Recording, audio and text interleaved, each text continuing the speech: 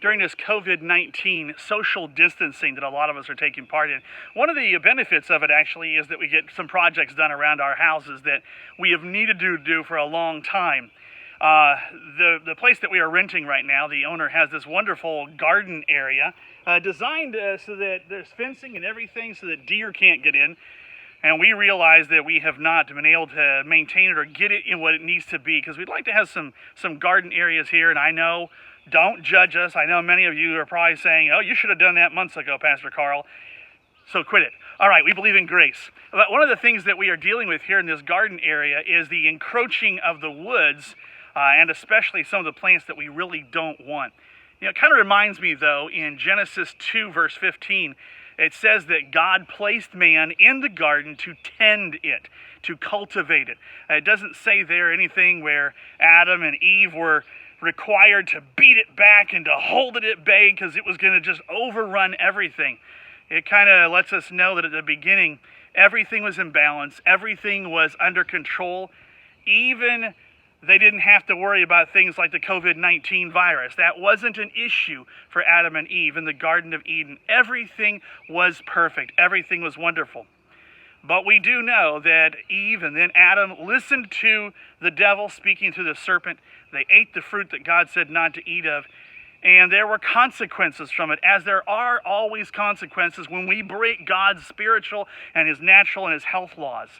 And one of those things, it says in Genesis 3, verses 18 and 19, part of the curse, as the Bible calls it, of the ground, was that it would take the sweat of Adam's brow to get food from the earth. But also, it talks about there'd be thorns and there'd be thistles, kind of like this vine that is growing here with all these thorns on it. If you get close enough, that's very, very painful if those things get around you.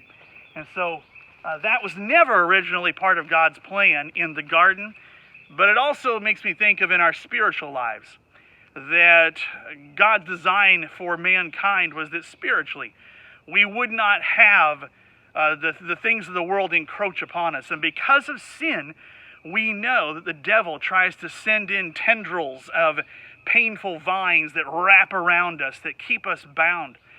And we also know that those things have some sharp places on there. It's painful. It hurts us.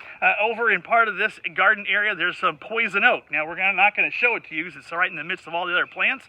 But God, the devil actually sends plants into our lives and things around us that can cause us to have problems.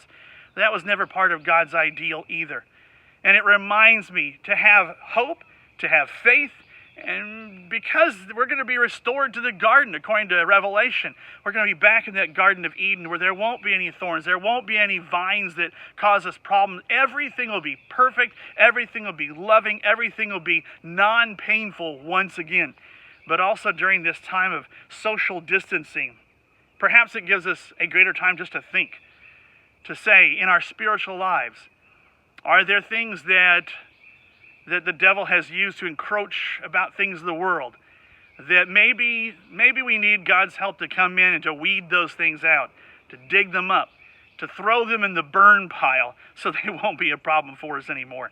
I hope that you are longing for that day when everything is set right, and maybe use some of this time to reconnect in a good way, to have God do some weeding in the garden of your heart. I know that one of the things that people are doing right now when they are staying inside or practicing... No, start over. I keep looking away. You know, during this COVID-19 social isolation, that of self-reflection, if you will, during COVID-19 and our social isolation... Oh! Hey there, I know that a lot of people, as they are self-isolating during this COVID-19 pandemic that's going around, they're getting projects done around their house that they think they might need to